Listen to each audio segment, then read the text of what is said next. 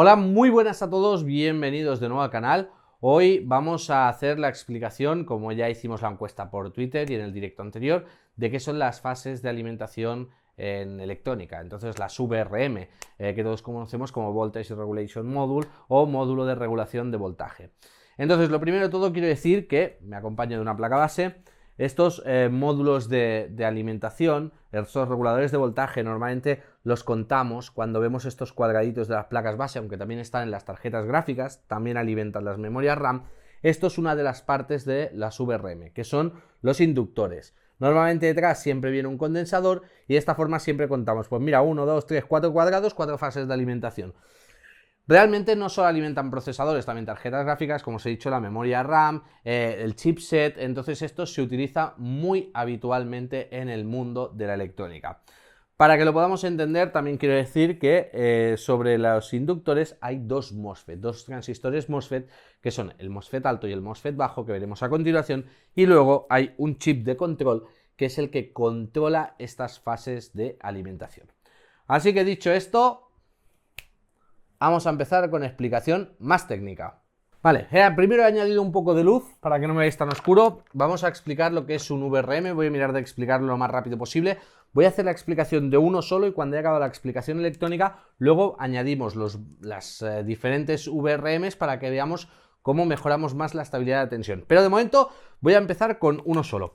Imaginaos que tenemos nuestra pequeña fuente de alimentación, ¿vale? Que esta fuente de alimentación, pues yo qué sé, va a tener aquí un ventiladorcito, ¿no? Y va a alimentar nuestra CPU. Vamos a tener aquí una CPU. Quien dice CPU dice memoria RAM, dice, yo qué sé, la tarjeta gráfica, o sea, se utilizan muchas cosas las VRM. Perfecto, y luego tenemos un cable, que es el de vuelta, que es el negativo. Genial. Bien, el problema está en que, como os he dicho antes, en las placas bases la alimentación es de 12 voltios. Si nosotros hiciésemos esto, claro, nosotros a la salida de la fuente tenemos 12 voltios. El amperaje, o sea, la potencia total ya nos lo dice la fuente de alimentación en cada carril. Yo solo voy a utilizar lo que es necesario. Si nosotros hiciéramos esto, ¿qué pasaría? Llegarían aquí 12 voltios, humillo, adiós procesador. Nuestro procesador necesita una tensión de 1,25. Pongo 1,25, yo qué sé, los Intel puede ser 1,20, 1,25, 1,30, 1,35, depende, ¿vale? Esto ya depende del procesador, depende de la GPU, pero necesitaremos algo así. Bueno, lo primero que tenemos que saber es que esta tensión, vamos a dibujarlo aquí, viene ya completamente, aquí en 12 voltios, viene ya completamente limpia. Es decir, 12 voltios, la fuente de alimentación ya la ha filtrado. El filtrado es así. Si quien dibuja una línea recta, eso es falso. Jamás hay una línea recta. Si esto lo ampliamos de escala, pues tendríamos una señal así. Pero vamos a dejarlo ahí, ¿vale? Viene así con un filtrado. Entonces nosotros necesitamos bajarla a 1,25. Para esto, básicamente lo que vamos a utilizar son, como habéis visto antes, dos MOSFETs. Vamos a empezar por el primer MOSFET. Vamos a añadir aquí un MOSFET. A fin de cuentas esto va a ser un interruptor, así que lo dibujo como un interruptor. Pero ya sabéis que un MOSFET tiene tres patas, la tercera patita iría a un chip de control. Este chip de control es el cerebro de la bestia, CB, el cerebro de la bestia. Esto es una de las partes más importantes junto con los transistores. El transistor tampoco se dibuja así en electrónica, pero bueno, vamos a ponerlo ahí, ¿no? Y ya está. Emisor, colector, escape, perfecto. Un transistor no deja de ser un interruptor de estos de pulsador de botón, donde nuestro dedo, nuestra mano o el chino que está apretando el botón se cambia por un cable eléctrico. Entonces, cuando aquí hay tensión, esto cierra o abre, dependiendo si es PNP o NPN. Esto ya lo explicaré más adelante en curso de transistores. Y se utilizan transistores tipo MOSFET. ¿Por qué MOSFET? Porque los MOSFET pueden abrir y cerrar, es decir, hacer las conmutaciones mucho más rápido. ¿Cuánto funciona esto? Pues depende. En fuentes de alimentación también se utiliza algo similar para pasar de alterna, continua, continua, alterna, alterna, continua. Aquí lo vamos a utilizar para pasar corriente continua a corriente alterna. Y por lo general estoy viendo en muchas placas base que se suelen utilizar controladores de 20 kHz, es decir, 200.000 veces por segundo. Entonces esto va a hacer clac, clac, clac, clac, clac, clac, 200.000 veces por segundo. Su frecuencia siempre va a ser la misma, la frecuencia jamás va a variar. 200.000 veces por segundo, lo cual nos va a dar de salida yo qué sé, si pusiéramos aquí, mirad, el primer segundo y el segundo segundo, ¿vale? El segundo 2, el segundo 1, voy a hacer que el ciclo de trabajo sea, que la frecuencia sea 1 hercio, uno por cada segundo. Y aquí, pues cuando se abre, cuando nuestro transistor, perdón, cuando cierra el circuito, sube la tensión. En este caso hay 12 voltios, pues sería aquí 12 voltios. Llega aquí, el interruptor está cerrado, pum, pum, pum, pum, pum, se abre, corta la tensión, vuelve a 0 y ya está. Esto es lo que denominamos ciclo de trabajo y es importante porque aquí habéis visto que ha estado un tiempo, pero la frecuencia es la misma. Pero imaginaros que necesitamos mayor potencia porque nuestra CPU está a plena carga, pues su ciclo de trabajo sería más alto. Es decir, aquí volveríamos a abrir, ¡pum! Volveríamos a cerrar el circuito, subiríamos a 12 voltios, estaría cerrado más tiempo y al final, ¡pam!, caería la tensión y tendríamos un ciclo de trabajo más grande. Está claro, esto es para alimentar cuando hay menos necesidad, esto es cuando hay mayor necesidad. Hasta aquí el circuito, bien, yo creo que se entiende. ¿Qué ocurre? Que si esto lo mantenemos aquí, aquí la salida sería de 12 voltios. Es decir, aquí lo que haríamos, tal como hiciéramos esto así, clac, clac, clac, iríamos pegándole hostias de 12 voltios a nuestro procesador. Para que eso no ocurra, lo que vamos a hacer es añadir otro componente electrónico. Se trata ni más ni menos que del inductor. Inductores, shocks, bobinas, hay de muchos tipos. En las placas bases suelen ser estos cuadraditos, os dejo por aquí unas imágenes porque tampoco tengo ninguno de muestra. Y los inductores tienen ciertas características que tocaré más en profundidad cuando haga el vídeo sobre inductores, pero lo que nos interesa saber es que acumula carga eléctrica en forma de campo electromagnético. Y lo segundo que hay que saber es que no le gustan nada los cambios de tensión, es decir, cuando variamos el voltaje no le gusta nada. Por lo tanto, si la alimentamos con 12 voltios, como no tiene carga, no tiene campo electromagnético, no pasa nada. A la que tenga su carga de 12 voltios, si nosotros cortamos esos 12 voltios, como le estamos cambiando la tensión y no le gusta, nos devolvería picos de tensión en ambos sentidos, que esos picos a lo mejor son de 13 o 14 voltios. Eso es una cosa a tener en cuenta. La otra es que, como os he dicho, al estar switcheando la corriente, esto ya no es continua. Y esto es alterna, la alterna que se conoce como PWM, Pulse Wave Modulation, o modulación de pulsos de voltaje. Entonces, en alterna, otra característica es que se comporta como una resistencia. Y eso va a ser interesante porque gracias a esto vamos a poder bajar la tensión hasta el 1,25. ¿Cómo lo conseguiremos? Pues como os he dicho, hay unos ciclos de trabajo. Si nos fijamos, el inductor básicamente tiene unas características que luego va a haber un condensador y lo voy a explicar también con el condensador, es que va a tener aquí los 12 voltios, ¿no? 12 voltios, perfecto. Y vamos a tener aquí el 1,25 que hemos dicho, ¿no? Hemos dicho 1,25 voltios de tensión. Bueno, pues lo que vamos a hacer es acumular campo electromagnético, ¡pam!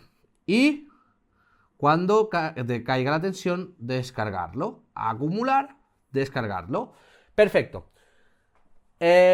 Esto ya vamos viendo que de esta forma, dependiendo de su ciclo de trabajo, pues cargará más o menos dependiendo de la carga que necesitemos y más o menos ya vamos viendo la regulación en voltaje. Para que cuando este transistor cierre no haya un pico de retorno que pueda romper el transistor, se añade un segundo transistor. Este segundo transistor estaría aquí. Y este cable pues también iría conectado al cerebro de la bestia, al chip de control. Este segundo transistor tiene dos funciones. Primera, prevenir que los picos de retorno del inductor casquen el high MOSFET, el MOSFET superior. Y segundo, es mejorar la estabilidad del sistema mediante un flyback de retorno. Es decir, mucha de la corriente que no gastemos en nuestro procesador volverá por aquí y esta será reaprovechada por aquí. Entonces, ¿cómo funcionan estos dos transistores? Pues muy fácil. Cuando uno está cerrado, el otro está abierto. Cuando uno se abre, el otro se cierra. Y funcionan de esa manera. Funcionan a la misma frecuencia y simplemente pues switchean a intervalos intercalados. Perfecto. Ya que os estoy hablando del flyback, del retorno, que sepamos también se añade para mejorar la eficiencia de este circuito, que básicamente es un filtro más abajo, pero bueno, para mejorar la eficiencia se añade aquí un diodo. Este diodo va a permitir que incluso cuando este transistor está abierto, pueda haber una pequeña cantidad de retorno de la tensión para que pueda ser reaprovechado por el circuito. Tensión que previamente ya ha sido filtrada y que por lo tanto pues ya entra directamente para mejorar la eficiencia del circuito. Genial. Y luego por último, para estabilizar la onda que tenemos del inductor, se añade un condensador. Básicamente este condensador está entre el positivo y el negativo, y este condensador pues bueno, va a tener una tensión y demás, y lo que hace sobre la línea del inductor es añadir otra cosa. A ver, los inductores y los condensadores se anulan en electrónica, esto lo explicaré más adelante más específicamente, pero uno retrasa la tensión, retrasa la onda y el otro la adelanta, pero bueno, básicamente lo que el condensador hace es se carga muy rápido, pero se descarga muy lento, se carga muy rápido y se descarga muy lento. Y como veis, pues ya la señal de ambos nos quedaría un filtrado majo, es decir, ya la salida final serían 12 voltios así. Ahora, claro, muchos me diréis, oye, esto tiene unos picos que flipas, que lo estamos viendo en una macroescala, pero si tú esto lo comprimes mucho, obtienes esto. Sigues obteniendo lo mismo, pero seguimos teniendo una señal un poco fea, ¿no? A fin de cuentas, esta señal luego pues sería algo como así, básicamente es un poco fea. Perfecto, pero ya tenemos el 1,25 voltios. De esta manera, pues ya tenemos nuestro circuito completo y así es como funciona la VRM. Ahora bien, os he dicho al principio que realmente se manejan más de una VRM. Si lo hiciéramos con una sola fase de alimentación, como esto está ahí todo el rato ahí conmutando a super velocidad y este también, se calentaría mucho. En las placas base se le añaden disipadores a esos MOSFETs. Pero si solo tuviéramos una fase de alimentación, seguimos teniendo un rizado. ¿Qué ocurre? Que a día de hoy nuestros procesadores cada vez son mejores y nuestra tensión ya no suele ser 1,25, sino que en muchas placas base nos encontramos el 1,2503, por ejemplo. A más decimales haya, necesitamos una tensión mucho más estabilizada y luego si queremos hacer overclock también. ¿Por qué? Porque en el momento en el que haya carga, esto caerá por un momento. ¿Cómo sabemos la carga y cómo lo controla el chip? Esto es muy fácil, os lo he dicho antes, el ciclo de trabajo. Por ejemplo, que aquí la resistencia es muy alta. Pues es que el procesador no está haciendo nada, se utilizan ciclos de trabajo cortos, ¿vale? Se utilizan ciclos de trabajo cortos, es decir, casi todo el rato el high switch está abierto. ¿Que nuestra resistencia es muy baja? El procesador está consumiendo como un loco, pues nuestro ciclo de trabajo es grande y está casi todo el rato cerrado, alimentando. Genial. Ahora lo que os decía, ya sabemos cómo funciona una sola fase de alimentación. ¿Cómo funcionan varias? Bueno, voy a escribirlo aquí, aunque habrá la sombra del foco, pero bueno. Básicamente tenemos lo mismo, el mismo esquema, y este alimenta pues una fase de alimentación, una segunda fase de alimentación, una tercera fase de alimentación y una cuarta. Esto va a funcionar así. Primera fase de alimentación que se activa, se desactiva, se activa esta, se desactiva, se activa esta, se desactiva, se activa esta. A más fases de alimentación, mayor estabilidad del sistema. ¿Cómo lo podemos ver esto? Pues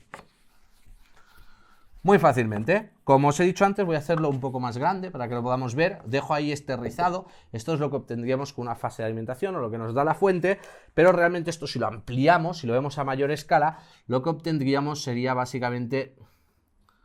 Vale, ahora no quiero escribir el rotulador. Básicamente esto. Ahí está. Tenemos 12 voltios aquí. Aquí los 12 voltios, aquí el 1,25 lo que sea, y nuestra señal pues haría una onda,